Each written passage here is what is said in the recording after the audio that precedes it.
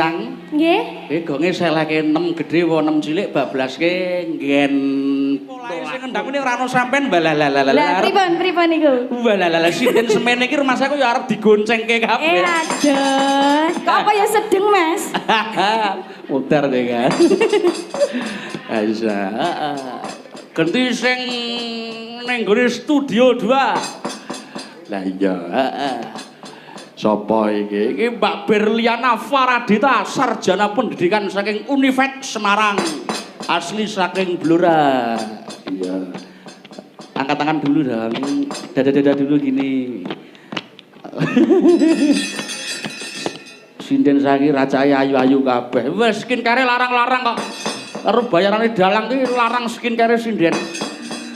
Ya ora mesti Pak Dalang. Ora mesti piye? Aku skincareku nggur nganggo pon kemis kliwon. Pon kemis kliwon. Andi ki nek sapa kae. Kae Mbak Sinta sebelah saking Tuban, Jawa Timur. Endi to? Sebelah. Saka ngendi? Jatirogo. Oh, Jatirogo. Andinge meneh, andingene Mbak Ria Irawati sarjana seni saking Njogan Gabus. Oh, bose madu iki, bose madu. Lah iya. Andingene Mbak Desi Maheswari sarjana pendidikan saking UNES Semarang asli Blora hijrah ning Gempol. Oh, kok seneng ning Pati. Mbok sajake iki banyu Pati iki rada piye ngono Mas? Oh, banyu Pati rada seger, rada seger. Nggih raup iki samarake putih. Iya. Sisi penjane Mbak Lintang Kairo. Kediri. Oh, Kediri ya. Sadurunge ngaturke sing werna-werna ngaturke sing nyemek-nyemek dhisik. Apa? Sinom Pati. Lho kok Pati meneh kandhane Pati daerahku Bumi Wutah Geti arep tak blow up sak dhuwur-dhuwure. Sinom apa? Sinom Pati.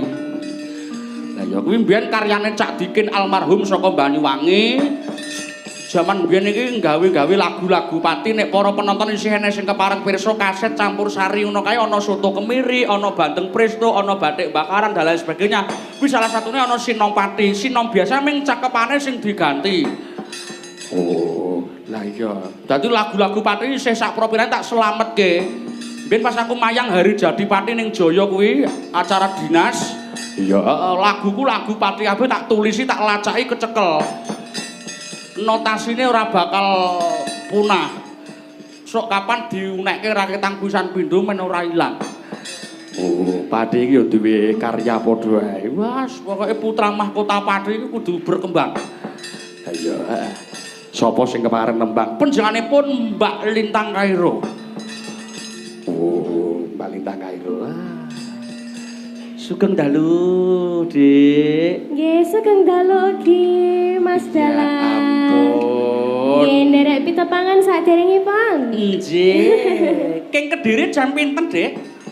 Samenika jam pinten nggih? Wau jam 3. Wah, jam 3. Nggih, wau nginep teng base camp. Wah, nggih. Wajan dasare bocah ya ayu, suarane ya apik, karire ya apik. Aku seneng. Amin, nggih pangestunipun panjenengan Pak Dalang. Bu, aku ora beno karo siki, Bu. Cangkeme. Monggo mang nembang nggih. Lah kok ngerti Sinom Pati ya tak briefing sik no piye ta. Wong Kediri men ngerti Sinom Pati barang. Nggih, sakmenika nderek ajar nggih. Mengke menawi wonten kelentunipun kula nyuwun pangapunten Pak Dalang. Kanca-kanca senggak kabeh presidene. Senggake ana cakepane dhewe. Ana. Kuwi mengangkat potensi-potensi Kabupaten Pati, Kapuk Karaban. Terus apa kae? Waduk Sidorondo. Waduk Sidorondo apa kok? Waduk apa kene jenenge waduk Gembong kae lah. Selorama. Selorama. Sidorondo. Iya, monggo-monggo Mbak Yu, monggo Mbak Yu. Nggih.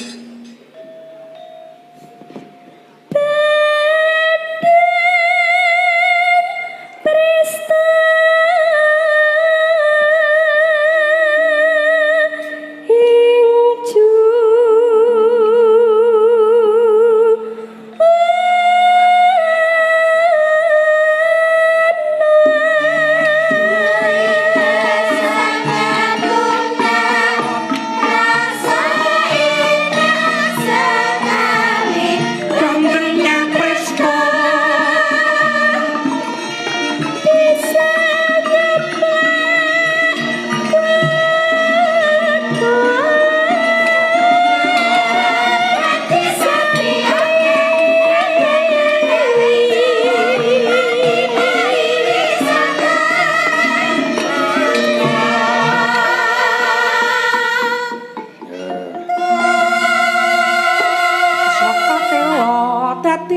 wiyoga ra bakal gawe cuwa pati pariwisata.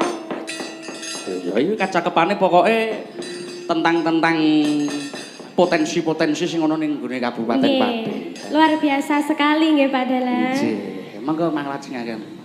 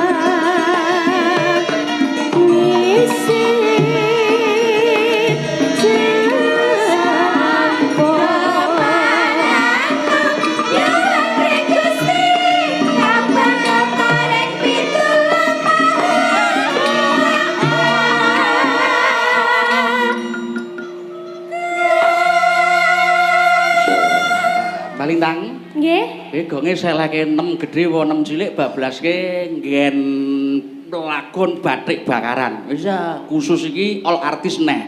Oh nggih, siap. Mangga-mangga.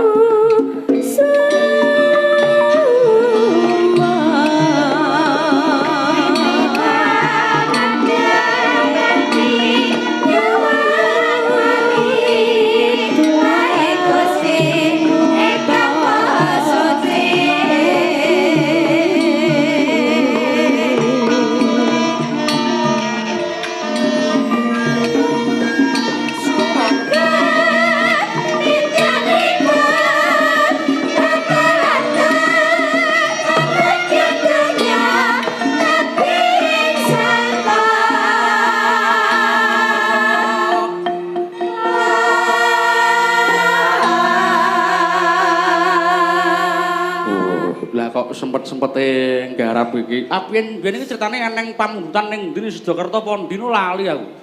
Njalukan iki kok nganti ping 2 ra kelakon. Ndang tak garap pisan. Pokoke aku kok dijaluki lagu kok ora iso, ndang tak gawe. Oh, ngono. Tapi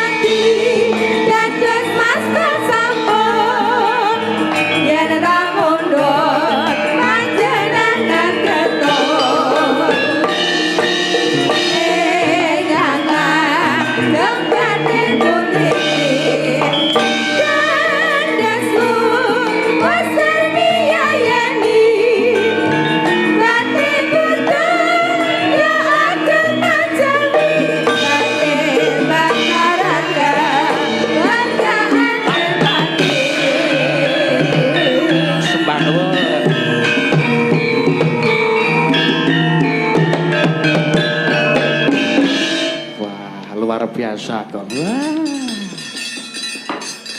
Apa iki? Ya bathik pakeran iki ora kleru sing ngripta ya Cak Dikin. Oh, iya. Pokoke anggere mayang nek kene wajib ngetokke bathik bakaran nek saged all artis, Mas. Iya. Ayo manci maskot tenan eman-eman ora ditokke. Heeh. Wah. Iki nawala sing lumantar panggon juga.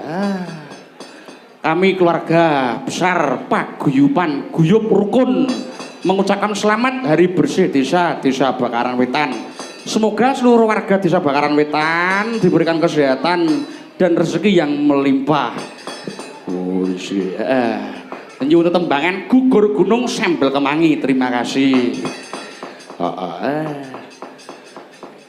Sing dene sik ditanjake mengko Mbak Lintang men keparang libur. Ya. Sapa iki? Wah, sing saka studio tengen. Sapa? Mbak Desi karo panjenengane Mbak Dita. Oh, Mbak Desi karo Mbak Dita. Diatur jumlah rene sik. Oh, ngono. Seperti. Ya. Cintaku asa kon nyong-nyong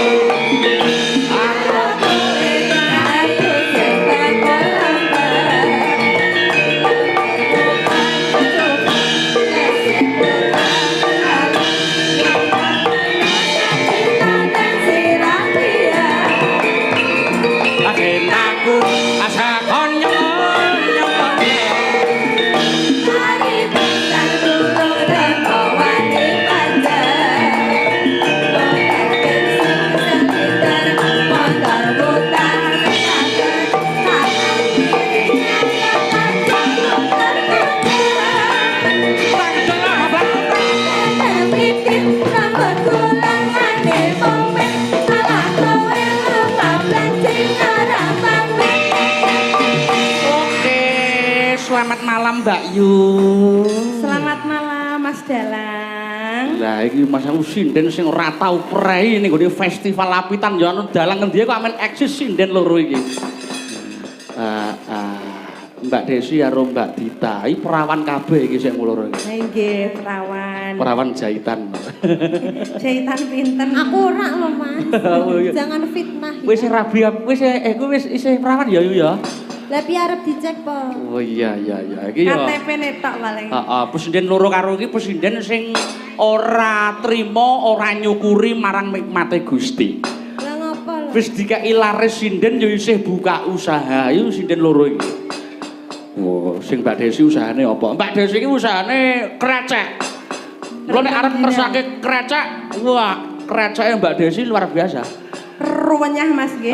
Mang promosi no produke sampean no. Nggih, bapak-bapak, ibu-ibu menawi badhe gadah damel napa mawon, pupak puser, terus apa neh dit, ewah mantu, ewah sunat. Pitung dinane wong ninggal barang, Mbak. Sapi lahir. Sapi lahir. Heeh. Saged tumbas krecek tenggene kula, Bu. Enak renyah Bu pokoke. Uga sampean anu ya apa? Dalam Bayake apa jenenge butike apa? Maheswari Kebaya. Maheswari Baya. Nggih, pokoke sembarang tak dol, Mas. Lah ya Kowe mu. klenan angel nganu penanmu tak dol pisan. Iya lah ngarep didol harus sinden iki ora ngajar. Sing Mbak Dita apa? Mbak Dita ki usahane obong-obong. Aja ngono to, Mas. Apa ngobongi daging e lho. Oh, apa jenenge anu dongkrak. Kok dongkrak? Apa ta? Damkar stick. Damkar stick. Aku mau arep apa jenenge pesen stick kowe ning ya lali. Heeh. Lah sampean ki apa sing ora lali? Kathok yang ora ditulisi yo panggah lali. Mang paring donga konjuk warga masyarakat. Nggih, pun Bakaran Wetan. masyarakat Bakaran Wetan menika mugi-mugi sedaya kinayoman dening Gusti tansah sehat walafiat, tambah lancar rezekinipun, anggenipun nyambut damel nggih lancar. Teruskan Mbak Dita. Ya pokoknya sik apik-apik wae lah ya Kak ya. Diedoke saking sengkala. Amin ya rabbal alamin. Coba mangketokno suarane sampean bawa pelok. Apa terserah kono pelok. Aku iki mau ngarani. Ngene aku ngarani iki tak pateni ngono. Aku iki ra seneng mateni sinden. Ming sak bawa-bawamu apa kono arep legowo. Aja. Napa bawane? Sak-sak. Kinanti mawon. Kinanti ya kena. Ya. Mana yen ketaman wayang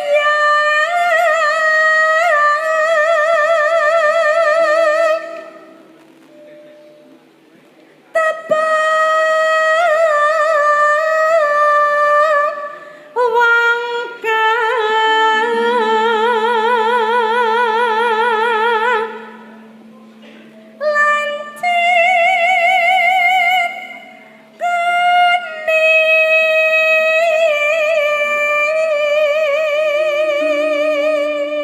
Wah, awak dhewe mau rene ya dikirap. Was tenan. Aku ati mbrebes mili. Lah iya, aku karo kanca-kancaku ra diajeni kok ning kene turu mas aku diombe-ombe. Upaya.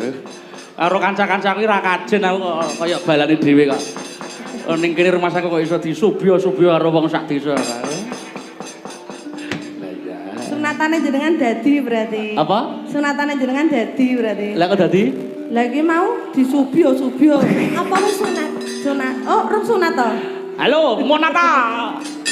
Siap. Ya ampun. Lho, tanggaku teko. Fanmu teko lho, Des. Dulurmu lanang ya Mas Dalang. Bacotke Mbak Dita ya kena.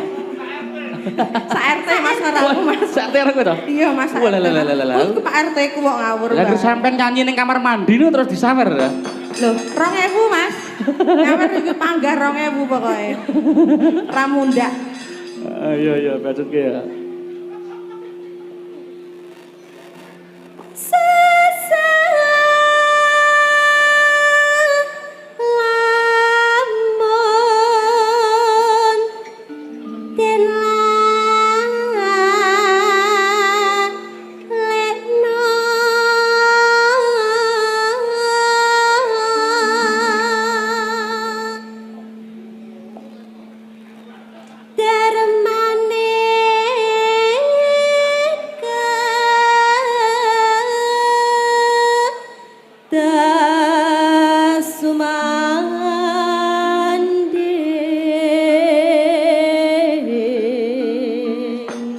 Jam piro, Gong? Jam 12 wis.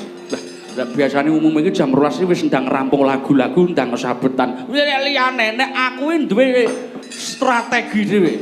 Strategimu piye? Lakone iki 70% tak entekke ngarep bar limbuhan mengkari pertanggungjawaban. Mergo aku ngerti engko nek bar lagu-lagu mesti do mulih. Oh, dadi lakone kok entekke ngarep sik. Tak entekke ngarep kok bar lagu-lagunan kene gur kari pertanggungjawaban cerita. Oh, ngono. Anatian among sedelo nambahi seming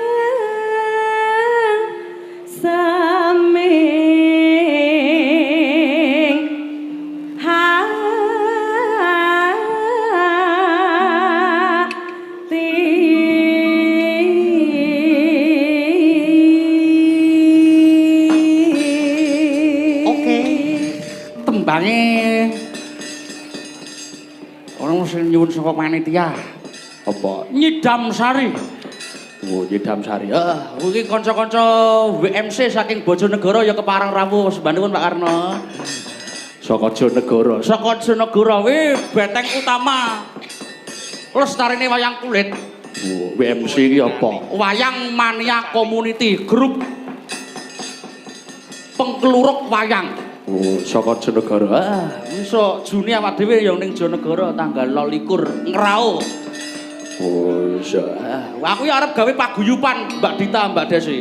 Apa itu? Mas? Ora WMC, ora PSMS, ora PWKS. Lah napa? Paguyubane Dalang Adit, paguyubane Karawitan Carangsuko arep tak jenengi dhewe. Apa?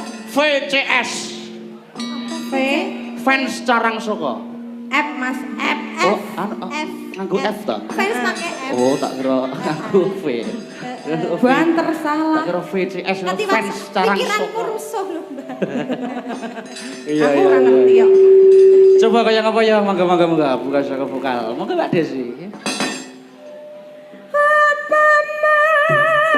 Seliramu segar melati, aku kondang idam sari. Apa seliramu margi wong bagus, aku kang bakal liwati. Sinak selitangi aku semono janji prasetyane ati. Dan sakamakan netra ringasa karasa rasane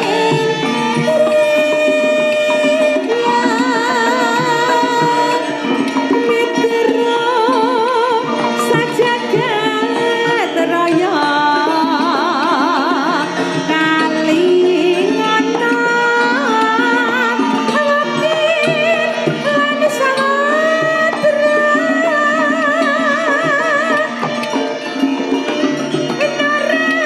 ilang memanisi aduh dadi ati selawase.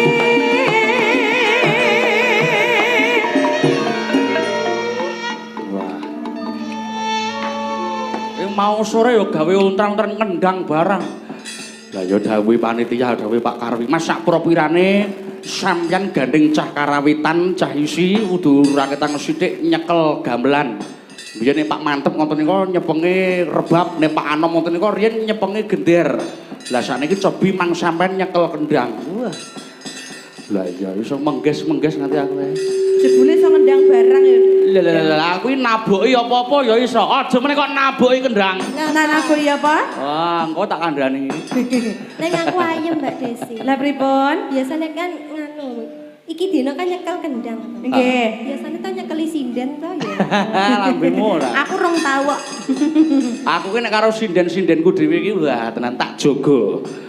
Tak jaga piye carane men supaya ora dipangan yoga, dipangan dalange dhewe. Ora kuwi Mbak Yuku kabeh. Lho lek isih bayi men kowe iki. Isih 19 tahun aku. Punjule Munjule 7. tawek dek. Ora, isih 21 tahun aku, yakin 21 tahun. Aku kelahiran 2002, ning raiku tuwek ngono ae. Ah, mbok ajokne mesti. Dinomke aku ora yakin. Ora tenan. Iya.